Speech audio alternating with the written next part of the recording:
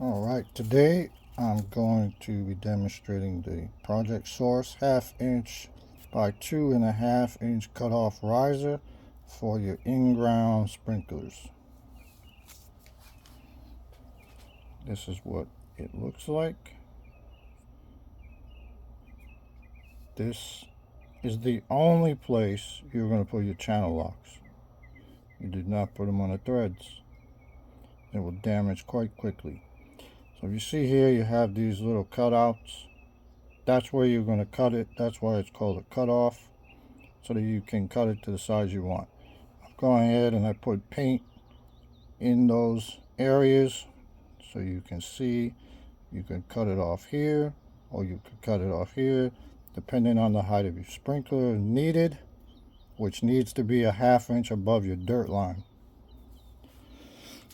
First thing you want to do is get your sprinkler, and because mine I only needed the 1 inch, I'm going to cut off 2.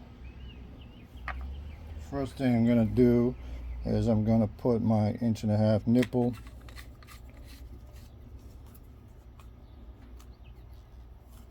and I could just use this whole thing, and then I'd only need a 1/2 inch more in addition to this. They do sell these longer as well.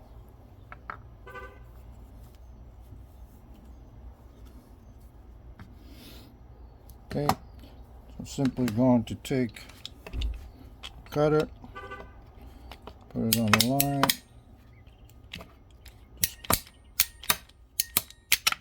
right down just like that. See? No burrs, no nothing, so there's no need for cleanup. Simply take your female threaded end, thread it onto your nipple.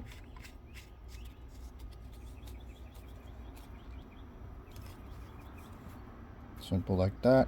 If you want, you could use Teflon tape, which sold separately, of course, or pipe dope.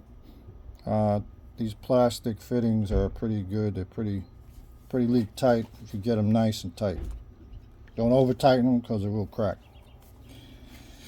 And then to connect up to my 1/2 inch irrigation tubing, I'm going to use a barbed 1/2 inch female into my riser cutoff, and I'm just going to thread that on like that. Real simple. It looks just like that. Then you simply put it down to a height of the head, a 1/2 inch. The head needs to be a 1/2 inch above your soil line.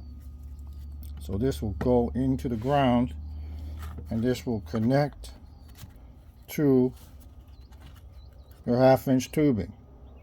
And make sure to clamp this.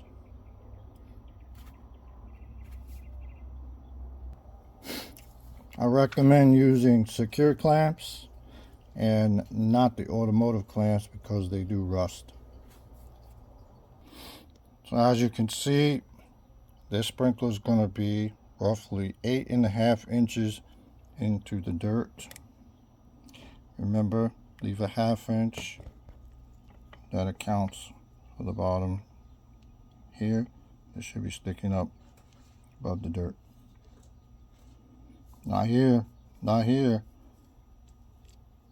here, and not flush. Because when your grass grows, the blades are too tall, then the sprinkler spray pattern will not go above the grass and it will just pool. So again, here's another one. This one's uncut and pretty straightforward. Just remember, don't put any kind of pipe wrench or pliers, channel locks on the threads. Cut in between the grooves. Get the height you want.